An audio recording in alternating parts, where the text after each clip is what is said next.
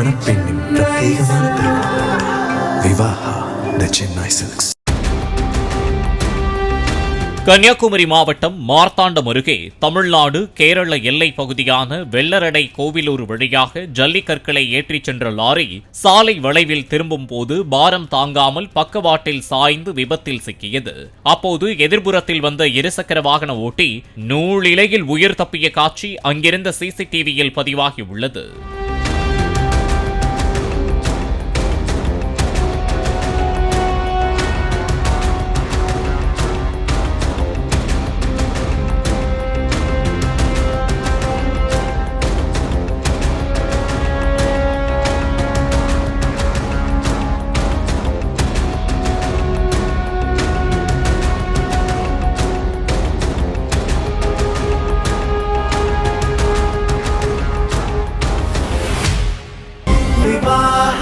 மணப்பெண்ணின் பிரத்யேகமான திருமணம்.